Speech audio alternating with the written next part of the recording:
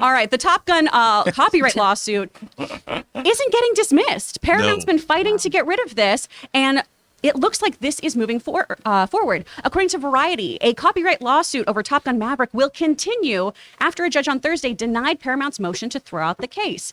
Now, for those of you who might not remember this, because we talked about it a while ago, essentially the original author of the story that inspired Top Gun. It was a magazine story. Yes. That was published in 1983. Yond, I believe is how you say his name. Yone. He's passed, and his widow and son have filed the suit against Paramount because they were not getting any residuals or rights or anything regarding Top Gun Maverick, whereas they obviously were given a payment for the original Top Gun. Yes. Now, initially, Paramount was just dismissing this, trying to sweep this under the rug and everything, because this was a news story with some existing IP, and they didn't feel like they needed to give them their roses. But it looks like the courts do not agree at this point in time. At least they're giving them a fair shake and having their day. Yeah. They're going to have their day in court about it. So when you hear about all of this, Rob, what do you think? Well, I mean, okay. So what happens is, for people that don't know, if you want to adapt an article or something, you have to option it and then buy the rights for that article. And whatever your terms are, this is why you don't get what you deserve in Hollywood. You get what you negotiate. There is a statute of limitations about if you're going to want to do a sequel, derivative works, whatever was contained in that. And that is a finite amount of time. And so what happened was, what's really interesting about this is Top Gun Maverick was made.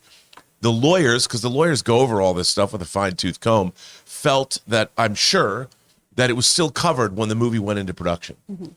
However, with the pandemic and the delays, the movie was, I think, delayed 2 years. That delay from the time the movie came out was after the release of Top Gun Maverick was now after this deal had run out. So there's now a claim, you owe us more money, you need to pay more money. And they're in a great bargaining position because the movie came out and made almost $1.5 billion. This is bad. This is you don't have a negotiating position. So now the reason they're going to court is because no one wants to give up money. And in a way, I see where they're coming from, but here's what I don't understand. The lawyers should have seen this. It doesn't matter. It was too on the cusp of, it had been 36 years or whatever. 35. 35 years. And they should have headed this off the pass. They should have made a rights payment. If I was the producer of this movie, and I'm not saying I know better than Jerry Bruckheimer or Chris McQuarrie, because there's a lot of people that don't think about these things. That's why you have all the best lawyers. The studios, they're supposed to think about it. They should have, if they had made a phone call to these people and said, listen, we're making another film. We're going to send you a payment and make it a good payment. Like $100,000. Well, and if they did it in the past, this wouldn't be an issue. That's right? It. If they sent them $100,000, great. Hey, they would have been happy to get that money. It's money falling from the sky. That's terrific. Thank you for your consideration. Good night, Irene. Bob's your uncle. And then, but no. Now the movie makes $1.5 billion and someone's going to get pissed because the statute of limitations ran out. Yeah. Because obviously, there is something there. If the charges weren't dropped and they're proceeding, that's not a good sign. Well, because it's kind of cut and dry. Yeah. It's just a question of Paramount's going to argue that, well, we put this movie in production beforehand.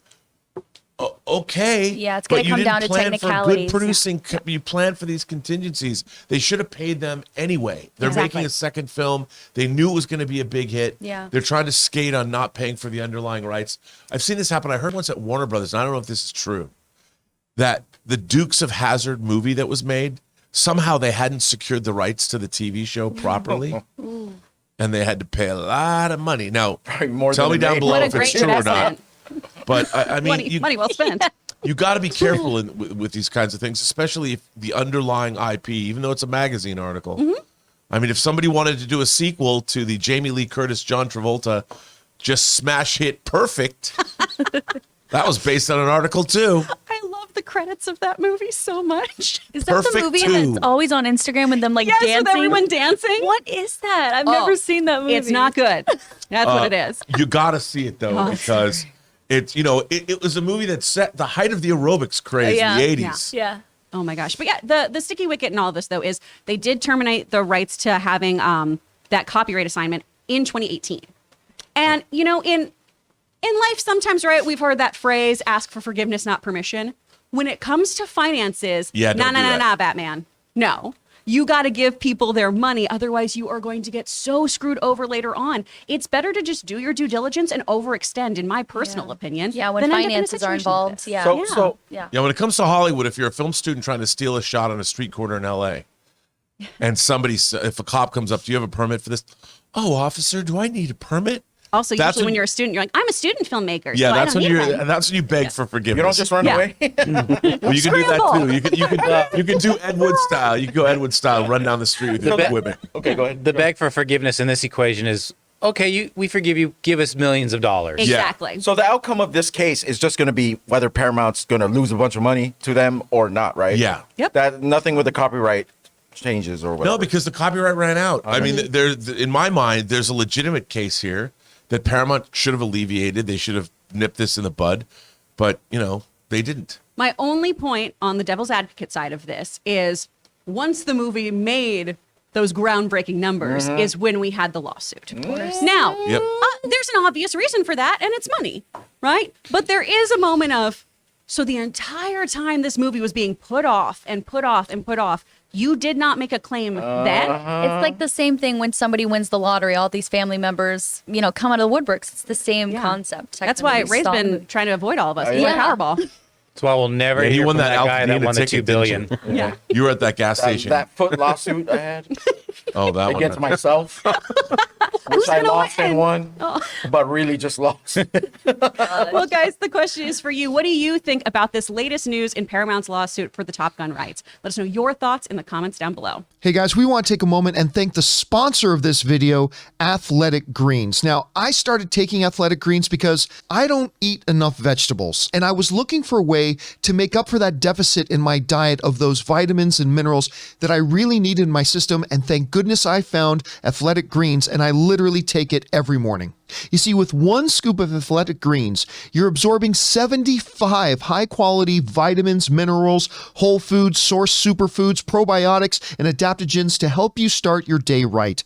This special blend of ingredients supports your gut health, your nervous system, your immune system, your energy, recovery, focus, all the things. And my wife got onto it, and now she absolutely loves it.